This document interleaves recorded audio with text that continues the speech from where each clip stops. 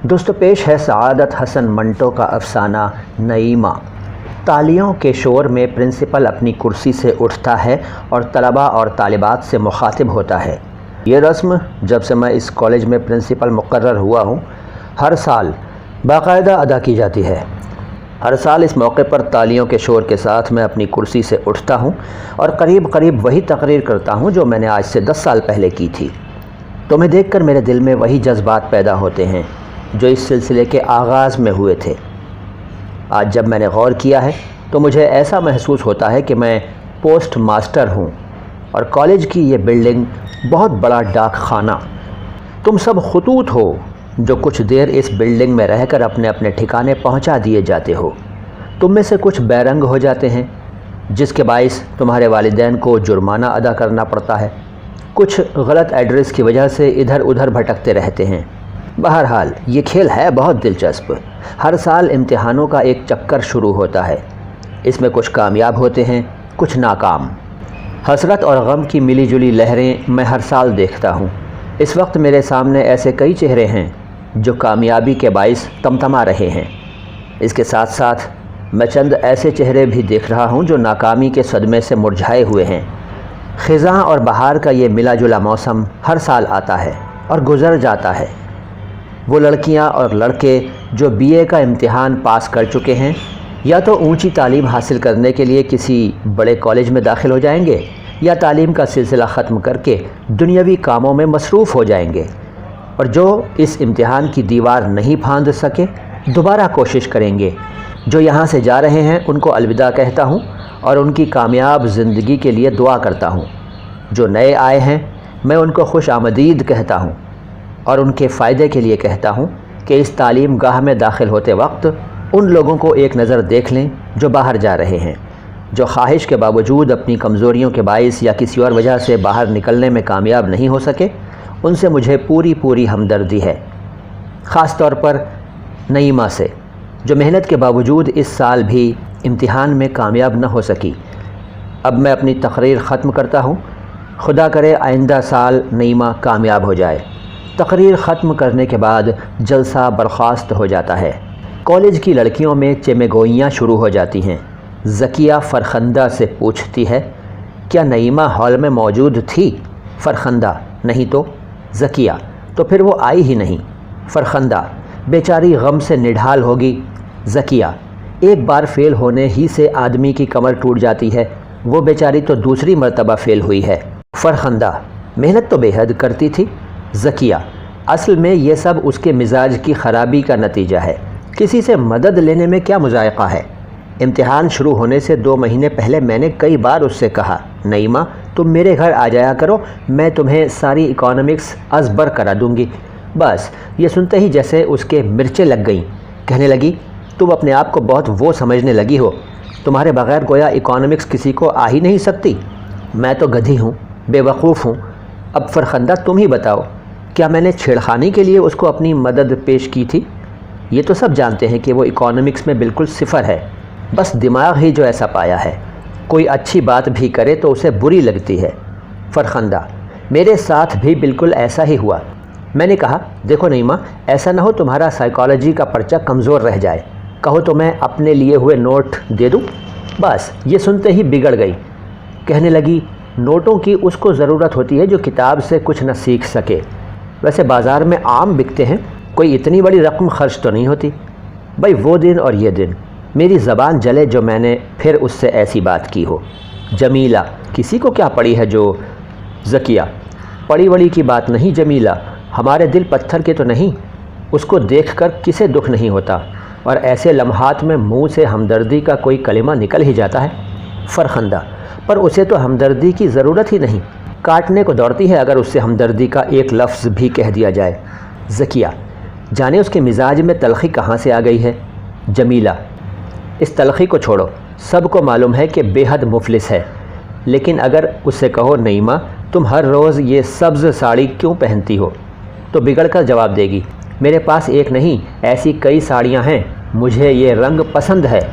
فرخندہ، سر میں تیل ایسا ڈالتی ہے کہ اس کی بدبو سے ناک پھٹ جاتی ہے، اس سے پوچھو تو یہی کہے گی، یہ خاص تیل ہے، اس سے بال لمبے ہوتے ہیں۔ جمیلہ، لمبے بالوں کی بچی۔ ذکیہ: نہیں جمیلہ، ایسا نہ کہو، اس کا وحشیانہ پن دور ہو جائے تو اس جیسی اچھی سہیلی تمہیں چراغ لے کر ڈھونڈنے سے بھی نہیں ملے گی۔ لڑکیوں میں یہ باتیں ہو رہی تھیں کہ ایک لڑکا انور ادھر سے گزرا، کافی خوبصورت تھا۔ اس نے سب سے پوچھا، کیا باتیں ہو رہی ہیں؟ ذکیہ: ہم نعیمہ کا ذکر کر رہے تھے۔ آپ دوستوں وغیرہ سے مل چکے؟ انور: دوستوں وغیرہ سے تو نہیں ملا، البتہ نعیمہ سے مل کے آ رہا ہوں۔ فرخندہ: کہاں ہے وہ؟ انور: باہر باغ میں۔ جمیلہ: چلو ذکیہ چلیں۔ انور: نہیں، اس وقت آپ اس کے پاس نہ جائیں، اس کی طبیعت مغموم ہے، کسی نے اس کو ذرا بھی چھیڑا تو آفت برپا ہو جائے گی۔ ذکیہ: یہ بڑی مصیبت ہے، اب اگر کوئی اس سے ہمدردی کا اظہار کرنا چاہے تو کیا کرے؟ انور: بس خاموش رہے۔ ذکیہ: کیسے؟ انور: بالکل میری طرح۔ باغیچے کی طرف میرا گزر ہوا تو میں نے دیکھا کہ وہ بینچ پر بیٹھی ہے اور اس کی آنکھوں میں نامکمل آنسو ہیں۔ میرے قدم رک گئے، اس نے میری طرف دیکھا اور میں نے اس کی طرف۔ اس کے نامکمل آنسو تکمیل کی آرزو میں تڑپا کیے اور میں یہاں چلا آیا۔ ذکیہ: تو مجھے اس کے پاس نہیں جانا چاہیے؟ انور: وہ اس وقت غضبناک حالت میں ہے۔ ناکامیوں کا اثر ایسے آدمیوں پر اسی قسم کا ہوتا ہے جنہیں ضرورت سے زیادہ خود پر اعتماد ہوتا ہے۔ دراصل میں کوشش کے باوجود نعیمہ کو نہیں سمجھ سکا۔ ذکیہ: لیکن کلاس میں اس سے آپ کا سلوک ویسا ہی تھا جیسے ایک باپ کا اپنی بیٹی سے ہوتا ہے۔ انور: لیکن اس کے باوجود وہ میری شفقت ٹھکراتی اور میری ہمدردی کو روندتی رہی۔ کچھ سمجھ میں نہیں آتا اس لڑکی کا انجام کیا ہوگا۔ تم نے غور نہیں کیا کہ وہ کس قدر دبلی لگتی ہے؟ اس کی ہڈیاں باہر نکل آئی ہیں۔ میں اکثر سوچتا ہوں ایک دن وہ اپنی زندگی کے پر اسرار محاذ پر لڑتی لڑتی تنہا ماری جائے گی۔ یہ کہہ کر انور ان لڑکیوں سے رخصت لے کر چلا گیا۔ اس کے قدم غیر ارادی طور پر اسے باغیچے کی طرف لے گئے۔ نعیمہ بینچ پر بیٹھی تھی۔ انور اس کے پاس پہنچا۔ انور: نعیمہ، کیا میں تمہارے پاس آ سکتا ہوں؟ نعیمہ: تمہیں کس نے روکا ہے؟ انور: تم یہاں دیر سے بیٹھی ہو۔ نعیمہ: کہتے ہو تو اٹھ کر چلی جاتی ہوں۔ انور: یہ کیسی باتیں کرتی ہو؟ میں پوچھتا ہوں تنہائی میں تم بالکل نہیں گھبراتی ہو؟ نعیمہ: کیسی تنہائی؟ میں بالکل تنہا نہیں ہوں۔ انور: ہاں، اب تم تنہا نہیں ہو۔ نعیمہ: اس سے پہلے بھی نہیں تھی۔ تم چلے جاؤ گے تو پھر بھی تنہا نہیں ہوں گی۔ تم ہمیشہ مجھے غلط سمجھتے رہے۔ تم کیا، سب کے سب۔ مجھ میں کیا نقص ہے، کیا خرابی ہے جو دوسروں کے دل میں خواہ مخواہ ہمدردی کا جذبہ پیدا ہوتا جا رہا ہے؟ ہمدردی؟ جاؤ اس ہمدردی کو اپنے ساتھ لے جاؤ۔ انور: تم نے رونا شروع کر دیا؟ نعیمہ: جھوٹ بولتے ہو تم، میں تو ہنس رہی ہوں۔ تم سمجھتے ہو کہ میں تنہا ہوں، بے یار و مددگار ہوں، اس لیے تم مجھے اپنی ہمدردی کے سوکھے ٹکڑے دیتے ہو۔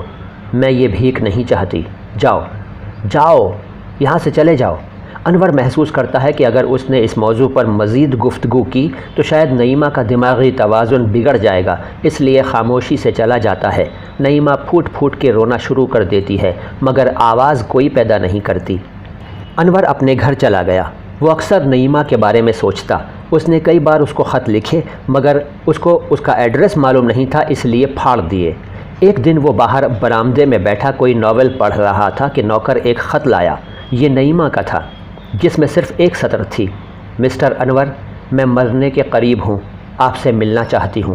انور سخت گھبراہٹ میں اٹھا، اس کا سارا جسم لرز رہا تھا۔ اس نے اپنے باپ کی موٹر لی، خط میں ایڈریس موجود تھا، وہاں پہنچا۔ اندھیرا اور غلیظ سا کمرہ تھا، انور کو کچھ نظر نہ آیا۔ انور: نعیمہ، نعیمہ، کہاں ہو تم؟ نعیمہ: ادھر میرے پاس آ جاؤ۔ اب اندھیرے میں انور کو سجھائی دینے لگا تھا۔ اس نے دیکھا کہ ایک شکستہ سی چارپائی پر نعیمہ کی ہڈیوں کا ڈھانچہ لیٹا ہے۔ انور اس کے پاس بیٹھ گیا۔ نعیمہ: تمہیں حیرت ہو رہی ہے اس غلیظ کمرے کو دیکھ کر؟ اسے نہ دیکھو، یہاں جس شے کو بھی دیکھو گے تمہیں حیرت ہوگی۔ سب سے بڑی حیرت انگیز چیز تو میں ہوں۔ مجھے دیکھو اور جتنا حیرت زدہ ہونا چاہو ہو لو۔ انور: یہ کیا ہو گیا تمہیں؟ نعیمہ: انور، میری کشتی پاش پاش ہو چکی ہے۔ پیندے اور پتواروں کے بغیر اسے کئی برس مجھدھار میں کھیتی رہی ہوں۔ اب میں اسے اپنے ساتھ قبر میں لے جاؤں گی۔ انور: کیا وہاں اس کی مرمت ہو جائے گی؟ تم بولتے کیوں نہیں؟ انور: میں سن رہا ہوں۔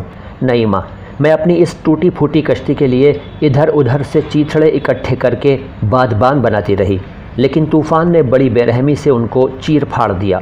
انور: مجھے بتاؤ یہ طوفان اتنے بے رحم کیوں ہوتے ہیں؟ انور: طوفان ہمیشہ بے رحم ہوتے ہیں نعیمہ۔ نعیمہ: تم ٹھیک کہتے ہو، میں نے بہت تکلیفیں برداشت کیں صرف اس لیے کہ BA کا امتحان پاس کر لوں اور خود کمانے کے قابل ہو جاؤں، لیکن ان تمام قربانیوں کا انجام تمہارے سامنے ہڈیوں کے ڈھانچے کی صورت میں لیٹا ہے۔ نعیمہ کی آواز آہستہ آہستہ مدھم ہوتی جا رہی تھی۔ انور کی سمجھ میں کچھ نہیں آتا تھا کہ وہ کیا کرے۔ نعیمہ: میں مر رہی ہوں انور، اور تم نے مجھے کچھ نہیں بتایا۔ اب ایسا کرنا کہ میری یہ سبز ساڑیاں جو اسٹول پر پڑی ہیں اور یہ ساری کتابیں اٹھا کر میرے ساتھ دفن کر دینا۔ ممکن ہے وہاں یہ چیزیں اور بھی زیادہ مہنگی ملیں۔ میں نے بڑی مصیبتوں سے خریدی تھیں، اور دیکھو کسی اور کو میری موت کی خبر نہ ہو۔ مجھ سے اب زیادہ بولا نہیں جاتا، میرا خیال ہے مجھے اور بھی کچھ کہنا تھا۔ انور نے دیکھا کہ اس پہ حالت نزاع طاری ہے۔ اس نے زار و قطار رونا شروع کر دیا۔ نعیمہ نے، جس کی آنکھیں موند رہی تھیں، بڑی مشکل سے کروٹ بدلی اور انور کے آنسو اپنے دوپٹے سے پونچھے اور کہا: مجھے یاد آ گیا ہے جو مجھے تم سے کہنا تھا۔ انور: کیا کہنا تھا؟ نعیمہ مسکرائی: ایک بے وقوفی کی بات ہے، اپنے ہونٹ میرے مردہ ہونٹوں کے ساتھ لگا دو۔ انور نے اس کی تعمیل کی۔ نعیمہ کو جو مسرت حاصل ہوئی وہ اس کی تاب نہ لا سکی اور اپنا آخری سانس اس بوسے کے سپرد کر دیا۔ دوستو، یہ تھی سعادت حسن منٹو کی کہانی نعیمہ۔ یہ کہانی آپ کو کیسی لگی کمنٹ باکس میں مجھے ضرور بتائیے گا۔ اگر آپ سعادت حسن منٹو کی کوئی اور کہانی سننا چاہیں تو مجھے بتائیے گا، میں کوشش کروں گا کہ آپ کی خواہش پوری کر سکوں۔ میں معین شمسی ہوں، یہ چینل ہے مائی ہندی مائی اردو۔ سلام ہندوستان۔